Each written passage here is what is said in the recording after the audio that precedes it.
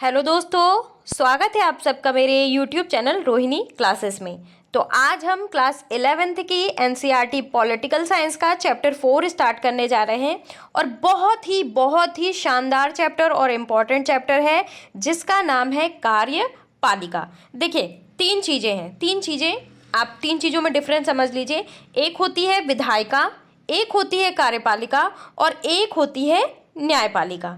ठीक है, अब इसे हम ऐसे समझ सकते हैं कि जब वह मंत्री संसद में कानून पेश करने जाता है तो वो विधायिका का अंग होता है, और वही जब अपने मंत्रालय में कार्य कर रहा होता है, ठीक है, तब वो किस रूप में कार्य करता है? कार्यपालिका के रूप में कार्य करता है। ठीक है, तो केंद्र स्तर पर अगर देखें तो सर्वोच्च न्यायालय सबसे बड़ा है, जबकि राज्य स्तर पर देखें तो उच्चतर न्यायालय सबसे बड़ा होता है। और आज हम इसी कार्यपालिका के बारे में डिटेल वे में स्टडी करेंगे। तो चलिए बिना किसी देरी के स्टार्ट करते हैं। गाइस, चैनल को सब्सक्राइब ना किया हो तो जरूर कर लें और बेल आइकन प्रेस करना बिल्कुल भी ना भूलें, क्योंकि मैं आपके लिए ऐसे ही वीडियो लाती रहूंगी। तो चलिए स्टार्ट करते हैं। तो देखिए यहाँ पे दिया भी हुआ है विधायिका, कार्यपालिका और न्यायपालिका सरकार के तीन अंग हैं और ये तीनों मिलकर शासन का कार्य करते हैं। ठीक है, यानी कि कहने का तात्पर्य ये है कि जो कार्यपालिका होती है वो सरकार की कार्यकारी अंग है, यानी कि कार्यपालिका ही जो होती है ना, विभिन्न प्रकार की नीतियों का निर्धारण करती है और उनका फिर इम्प्लीमेंटेशन यानी कि क्रियान्वयन भी करती है। ठीक है, अगर हम कार्यपालिका के शाब्दिक अर्थ पर जोर डालें तो इसका मतलब ये होता है महत्वपूर्ण निर्णयों पर अमल करने यानी कि उन्हें लागू करने की शक्ति। ठीक है, ये चीज़ ध्यान रखेंगे। यानी कि एक व्यापक और सामूहिक अर्थ में कार्यपालिका वाले अंग में वे सभी कार्यकारी और संगठन शामिल हैं जिनका सरोकार किससे होता है? राज्य की इच्छा से है, और जो है कानून के रूपों में निर्धारित और व्यक्त होती है। ठीक है, ये चीज़ है कि देखिए इस तरह ना यह सरकार पूरे संगठन को समेटती है और इस तरह करके ना वसूल करने वाले निरीक्षक हो गए, आयुक्त हो गए, पुलिस वाले, सेना भी हो गई, उसमें नौसेना अधिकारी, ये सब कार्यपालिका के क्या होते हैं? संगठन होते हैं। क्या होते हैं? संगठन होते हैं। ठीक है, और ये तीनों मिलकर आपको बता ही चुकी हूँ मैं कि शासन का कार्य करते हैं। तो कानून व्यवस्था जो होती है ना, इसको बनाए रखने और जनता का कल्याण करने में क्या करते हैं? ये योगदान देते हैं। ठीक है, और संविधान जो है ना, ये सुनिश्चित करता है कि ये सभी एक दूसरे से तालमेल बनाकर काम करें। ठीक है, और आपस में संतुलन बनाए रखें। संसदीय जो व्यवस्था है, संसदीय प्रणाली, इसमें कार्यपालिका और विधायिका एक दूसरे पर आश्रित हैं। ठीक है, और विधायिका जो है कार्यपालिका को न केवल नियंत्रित करती है बल्कि उससे नियंत्रित भी होती है। ठीक है, तो ये जो चैप्टर है, इस चैप्टर में हम सरकार की कार्यपालिका के संगठन, उसकी संरचना, उसके कार्य का अध्ययन करेंगे। यानी कि इस अध्याय में हमें क्या पढ़ने को मिलेगा, ये भी चीज़ें हम देख लेते हैं। हमें ये चीज़ पढ़ने को मिलेगी कि संसदीय और राष्ट्रपति प्रणाली की कार्यपालिका में अंतर कर सकेंगे। और क्या कर सकेंगे? हम भारत के राष्ट्रपति की संवैधानिक स्थिति को समझेंगे। ठीक है, और क्या करेंगे? मंत्रिपरिषद की संरचना और कार्यों के बारे में जान सकेंगे। और आखिरी चीज़, प्रशासनिक मशीनरी के महत्व और कार्यों के बारे में जानेंगे। आइए चलिए अब देखते हैं कार्यपालिका है क्या। देखिए, कार्यपालिका जो ये शब्द है ना, ये बहुत ही व्यापक भी है और संकीर्ण भी है। दोनों प्रकार के इसके अर्थ हो सकते हैं, लेकिन अगर राजनीतिक अध्ययन क्षेत्र पे इसकी नज़र डाले तो क्या होता है? कार्यपालिका का प्रमुख और उसके जो मुख्य सहकर्मी जो होते हैं वही सरकारी तंत्र चलाते हैं। अब आप ये देखो, आप भारत में रहते हैं, भारत में मेन रुतबा किसका है? प्रधानमंत्री का। किसका है? प्रधानमंत्री। यानी कार्यपालिका का प्रमुख, कार्यपालिका का जो है वो प्रमुख कौन हुआ? प्रधानमंत्री हुआ, जो क्या करता है? राष्ट्रीय नीतियों का निर्धारण करता है और ये सुनिश्चित करता है कि वे नीतियां सही ढंग से लागू हो। अब देखिए, कुछ व्यवस्थाओं में या तो राजा या निर्वाचित राष्ट्रपति एक नाम मात्र की कार्यपालिका होती है। आप सभी जानते ही हैं कि हमारे देश में राष्ट्रपति की शक्तियां वो नाम मात्र की हैं और इसीलिए कहा भी जाता है कि नाम मात्र की कार्यपालिका किसे जाना जाता है? तो वो राष्ट्रपति का है। ठीक है, तो यानी कि नाम मात्र। ठीक है, तो कौन हो गया? राष्ट्रपति हो गया।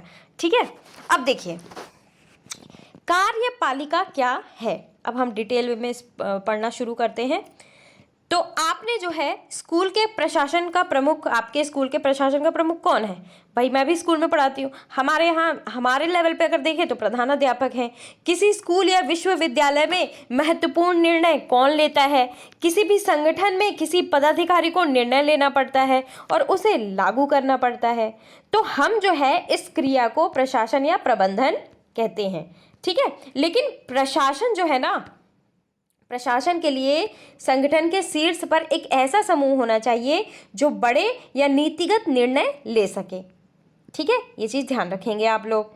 लेकिन आपको मैं एक बात और बता दूं कि जो कार्यपालिका है, कार्यपालिका का एक मेन सोर्स होता है, ठीक है। एक मेन सोर्स होता है जो बड़े या नीतिगत निर्णय ले सके, जो दैनिक प्रशासनिक कार्यों की देखरेख और उनमें तालमेल कर सके। और ऐसे हर संगठन में ना कुछ लोगों का एक समूह होता है। ये लोग उस संगठन के मुख्य प्रशासनिक या कार्यपालिका अधिकारी के रूप में काम करते हैं। अब देखिए, शिक्षक संगठन का भी एक अधिकारी होता है, चाहे वो स्वास्थ्य संगठन हो। तो विभिन्न प्रकार के संगठन हैं, आपने सुना भी होगा। आपने जो है कंपनियों, बैंकों, औद्योगिक इकाइयों के प्रशासनिक अधिकारियों के बारे में भी सुना होगा, ठीक है। उनमें से कुछ पदाधिकारी जो नीतियों, नियमों और कायदों के बारे में निर्णय लेते हैं, तो कुछ उसे संगठन में लागू करते हैं, ठीक है। तो कार्यपालिका का अर्थ ये होता है कि व्यक्तियों के उस समूह से है जो क्या करते हैं, जो कायदे कानूनों को संगठन में रोजाना लागू करते हैं। देखिए, सरकार के मामले में भी ना एक संस्था नीतिगत निर्णय लेती है और नियमों और कायदों के बारे में तय करती है, और दूसरी उसे लागू करने की जिम्मेदारी निभाती है। यानी कि सरकार का वह अंग, सरकार का, ध्यान से समझिएगा, सरकार का वह अंग जो इन नियमों कायदों को लागू करता है ना और प्रशासन का काम करता है, क्या कहलाता है? बहुत इंपॉर्टेंट पॉइंट, कार्यपालिका कहलाता है। तो क्या मतलब हुआ? सरकार का ऐसा अंग जो नियमों और कायदों को लागू करता है और प्रशासन का काम करता है, क्या कहलाता है? कार्यपालिका। अब देखिए, कार्यपालिका तो आप आई होप समझ चुके होंगे, ठीक है। अब हम कार्यपालिका के कार्य देखते हैं। अगर मैं कार्यपालिका के मोटे मोटे कार्य के बारे में बात करूं तो बेसिकली इसका काम ये है, क्या? निरीक्षण करने का कार्य करता है। क्यों? क्योंकि अन्य जो लोग हैं वो अपनी शक्तियों का दुरुपयोग ना कर सके। मुख्य कार्यपालिका जो होती है, विभिन्न जो संगठनों के कार्यों की जांच करती है और इस प्रकार प्रशासन पर नियंत्रण बनाए रखती है, ठीक है। और क्या करती है? जो प्रशासकीय अधिकारी होते हैं उनके प्रोत्साहन देने के लिए कार्य भी किसका है? कार्यपालिका का है, ठीक है। तो कार्यपालिका जो है सरकार का वह अंग है, ध्यान रखेंगे, बहुत इंपॉर्टेंट पॉइंट है। कार्यपालिका सरकार का वह अंग है जो विधायिका द्वारा स्वीकृत नीतियों और कानूनों को लागू करने के लिए जिम्मेदार है। और जो कार्यपालिका होती है ना, प्रायः नीति निर्माण में भी भाग लेती है। और क्या करती है कार्यपालिका? कार्यपालिका का औपचारिक नाम जो है अलग अलग राज्यों में भिन्न भिन्न होता है। कुछ देशों में राष्ट्रपति हैं तो कहीं चांसलर हैं।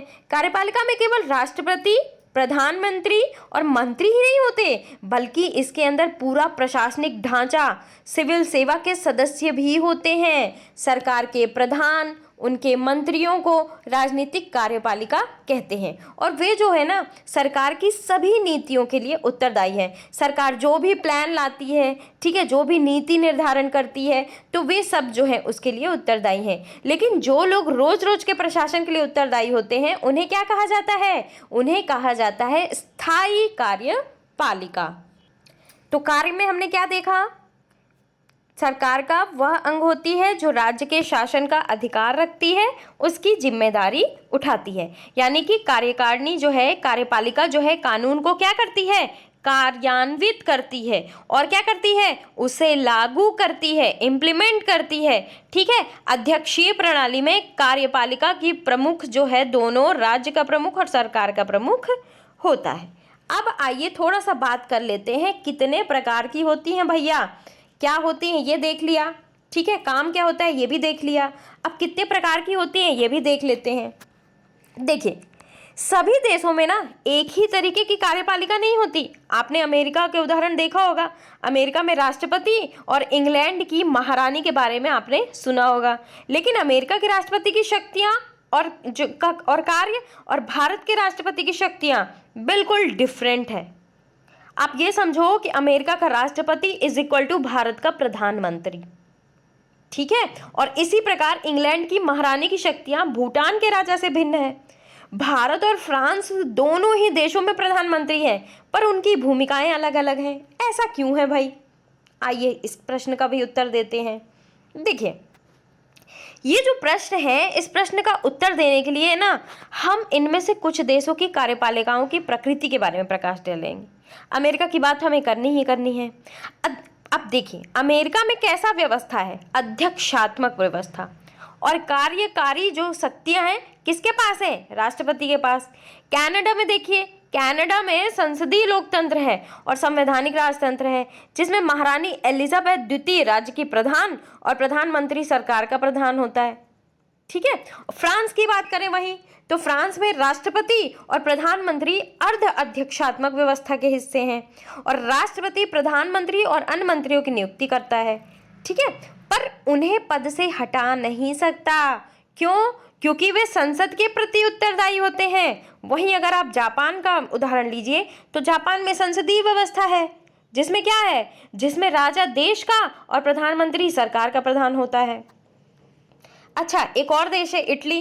इटली में जो है एक संसदीय व्यवस्था है, जिसमें राष्ट्रपति देश का और प्रधानमंत्री देश का प्रधान होता है, ठीक है। ये चीज ध्यान रखेंगे। जर्मनी में देखिए, जर्मनी में एक संसदीय व्यवस्था है, जिसमें राष्ट्रपति देश का नाम मात्र का प्रधान और चांसलर सरकार का प्रधान होता है। तो अध्यक्षात्मक व्यवस्था में क्या होता है ना, कि राष्ट्रपति जो होता है राज्य और सरकार दोनों का ही प्रधान होता है, यानी कि राष्ट्रपति ही सर्वे सर्वा होता है। यानी कि अमेरिका में राष्ट्रपति ही सर्वे सर्वा है। और इस व्यवस्था में ना सिद्धांत और व्यवहार दोनों में राष्ट्रपति का पद बहुत शक्तिशाली होता है, उसी के पास सारी शक्तियां होती हैं। वहीं अगर आप अपने देश में देख लो, तो हमारे देश के राष्ट्रपति के पास उतनी शक्तियां नहीं हैं जितनी प्रधानमंत्री के पास है, ठीक है। हमारे यहाँ संसदीय शासन प्रणाली है, अमेरिका में अध्यक्षात्मक शासन प्रणाली है, ठीक है। ये भी चीज आपको ध्यान रखना है। और ऐसी व्यवस्था जो है ना कहाँ कहाँ है ये भी देख लीजिए। तो पूछा जाएगा एग्जाम में, अध्यक्षात्मक व्यवस्था किस किस देश में है? तो ये है अमेरिका, ब्राजील, लैटिन अमेरिका, अनेक देशों में पाई जाती है। और संसदीय व्यवस्था में प्रधानमंत्री सरकार का प्रधान होता है। तो अधिकतर जो है, ये देखिए थोड़ा टेबल बना हुआ है, इसको मैं थोड़ी देर बाद पढ़ाऊंगी। तो देखिए, अधिकतर जो है संसदीय व्यवस्थाओं में एक राष्ट्रपति या राजा होता है, जो देश के औपचारिक यानी कि नाम मात्र का प्रधान होता है, ठीक है। नाम मात्र का राष्ट्रपति है, लेकिन उसकी शक्तियां नहीं हैं जितनी प्रधानमंत्री की है, ठीक है। और इस व्यवस्था में ना राष्ट्रपति या राजा की भूमिका मुख्यतः क्या होती है? अलंकारिक होती है। और प्रधानमंत्री और मंत्रिमंडल के पास वास्तविक यानी कि रियल पावर होती है, ठीक है। अब ऐसा किस किस देश में है? जर्मनी में है, इटली में है, जापान में है, इंग्लैंड में है, पुर्तगाल में है, ठीक है। इन देशों में ये व्यवस्था है। अब आइए थोड़ा सा ये टेबल देख लेते हैं। हाँ, ये है कार्यपालिका के प्रकार। दो प्रकार है, सामूहिक नेतृत्व के सिद्धांत पर आधारित प्रणाली, दूसरा है एक व्यक्ति के नेतृत्व के सिद्धांत पर आधारित प्रणाली। तो सामूहिक वाले में देखिए संसदीय और अर्ध अध्यक्षात्मक आता है, और एक व्यक्ति के नेतृत्व वाला जो है अध्यक्षात्मक आता है। तो संसदीय क्या होता है ये भी देख लीजिए। सरकार के प्रमुख को आमतौर पर प्रधानमंत्री कहते हैं। वह विधायिका में बहुमत वाले दल का नेता होता है। वह विधायिका के प्रति जवाबदेह होता है। देश का प्रमुख इनमें से कोई भी हो सकता है। अर्ध अध्यक्षात्मक में क्या होता है? राष्ट्रपति देश का प्रमुख होता है, प्रधानमंत्री सरकार का प्रमुख होता है, और प्रधानमंत्री और उसका मंत्रिपरिषद जो होता है वो विधायिका के प्रति जवाबदेह होता है। अध्यक्षात्मक शासन प्रणाली क्या होती है ये भी चीज समझ लीजिए, जो अमेरिका में है, ठीक है, ब्राज़ील में है, लैटिन अमेरिका में है। तो इसमें जो है राष्ट्रपति ही सर्वे सर्वा होता है, देश का प्रमुख होता है, वही सरकार का भी प्रमुख होता है। और राष्ट्रपति का चुनाव जो होता है ना, वो आमतौर पर प्रत्यक्ष मतदान से होता है, और वही जो है विधायिका के प्रति जवाबदेह जो है नहीं होता। ये चीज़ ध्यान रखेंगे, ठीक है। अब देखिए, राजा हो गए, राष्ट्रपति हो गए। राजा जो है संवैधानिक राजतंत्र, राष्ट्रपति जो है संसदीय गणतंत्र, और इनकी जो है औपचारिक शासन प्रमुख होते हैं। आगे बढ़ते हैं। तो देखिए, जर्मनी, इटली, जापान, इंग्लैंड, पुर्तगाल, इन सब देशों में कैसी व्यवस्था है? संसदीय व्यवस्था। अब अर्ध अध्यक्षात्मक व्यवस्था में राष्ट्रपति और प्रधानमंत्री दोनों होते हैं, ठीक है। लेकिन संसदीय व्यवस्था के विपरीत उनमें राष्ट्रपति को दैनिक कार्यों के संपादन में महत्वपूर्ण शक्तियां प्राप्त हो सकती हैं। और इस व्यवस्था में ना कभी कभी राष्ट्रपति और प्रधानमंत्री दोनों ही एक दल के हो सकते हैं, लेकिन जब कभी वे जो है ना दो अलग अलग दलों के होते हैं तो उनमें आपस में विरोध हो सकता है, ठीक है। और ये व्यवस्था कहाँ कहाँ है? फ्रांस, रूस, श्रीलंका में। अब आप समझ गए। अब देखिए, एक बार और रिवाइज करिए। अध्यक्षात्मक प्रणाली कहाँ है? America, Latin America, Brazil. संसदीय शासन प्रणाली कहाँ कहाँ है? जर्मनी, इटली, जापान, इंग्लैंड, पुर्तगाल और अपने भारत में भी। और अर्ध अध्यक्षात्मक प्रणाली कहाँ कहाँ है? फ्रांस, रूस, श्रीलंका में, ठीक है। ये चीज़ ध्यान रखिएगा। और बहुत ही इंपॉर्टेंट चीज़ बताई है मैंने, आपको ध्यान रखना है होगा। अब देखिए, अब आते हैं अपने भारत के रेफरेंस में पढ़ते हैं। भारत में संसदीय कार्यपालिका।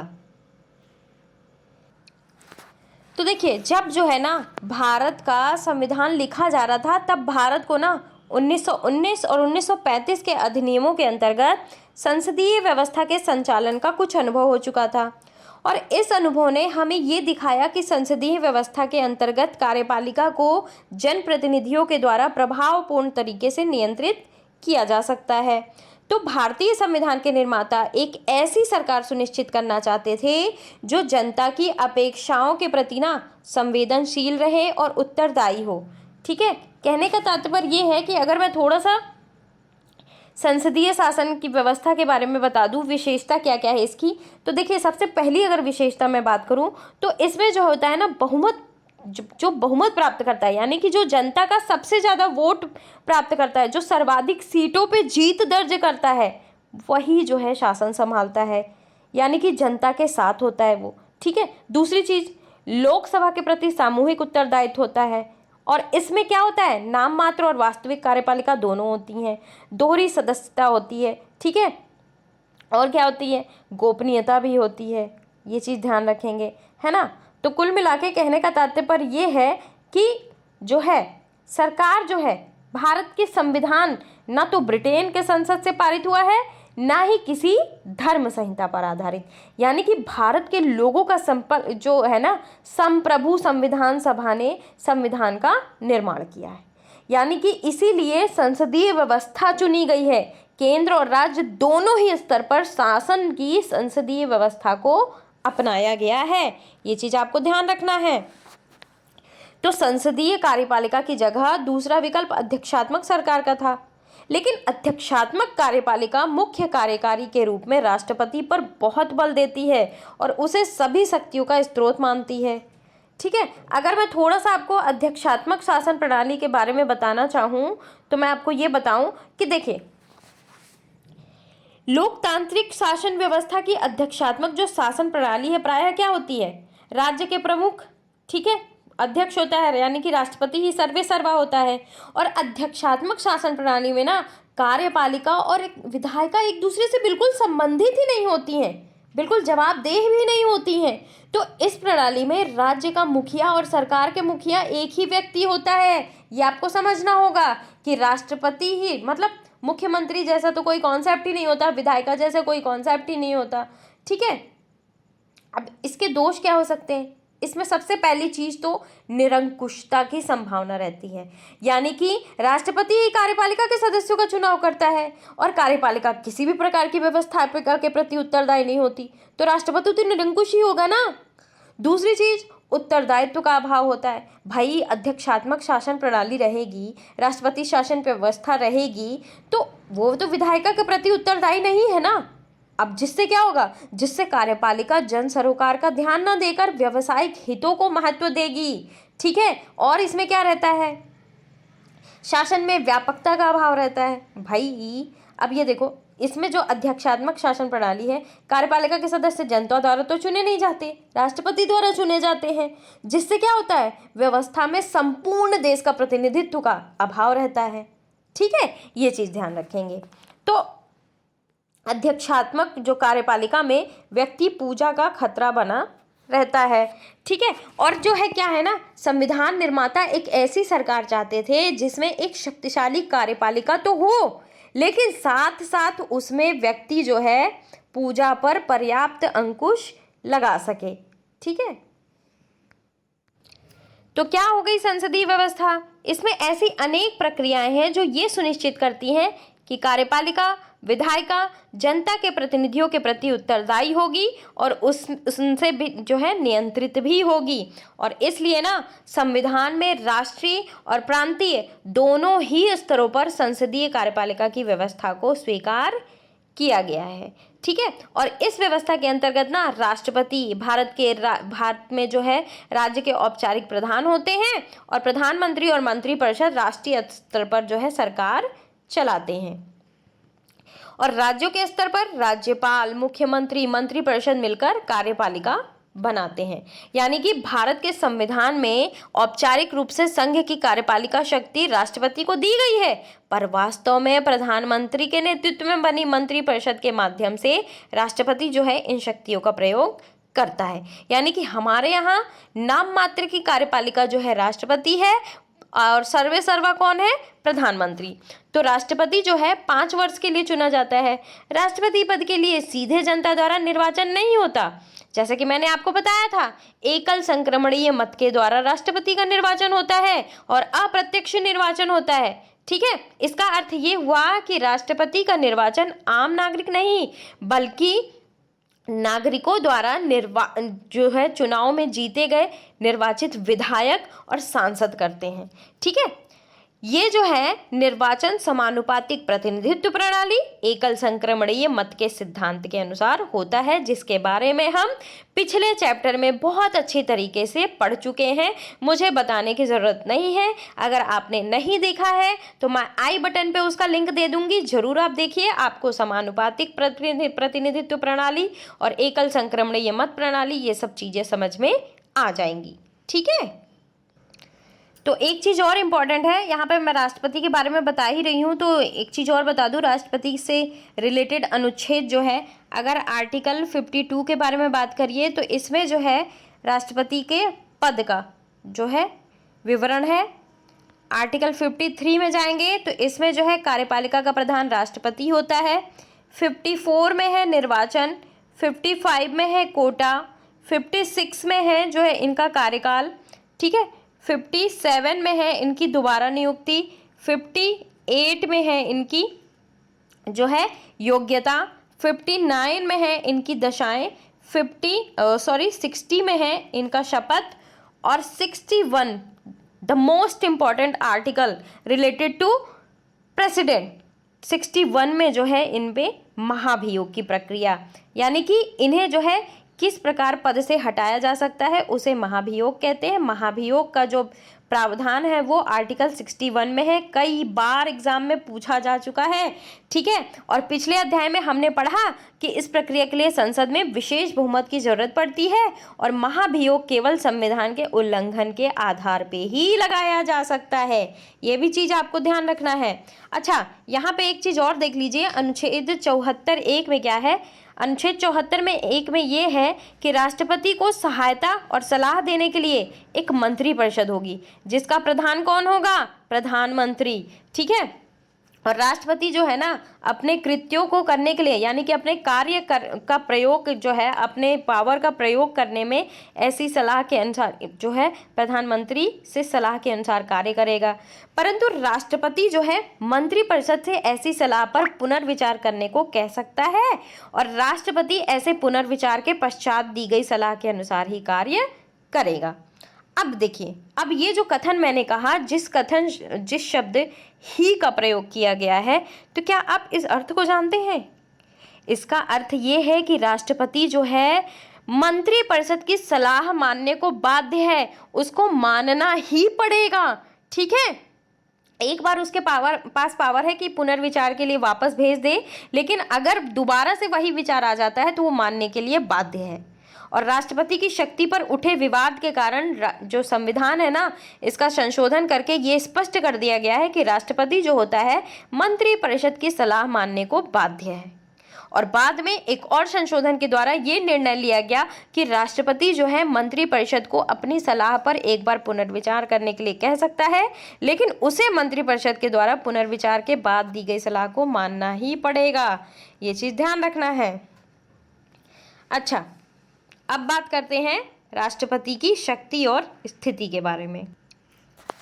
अच्छा चलिए, आज रहने देते हैं, ज़्यादा लंबा जो है वीडियो हो जा रहा है, तो मैं जो है राष्ट्रपति के बारे में डिटेल में कल आपको बताऊंगी।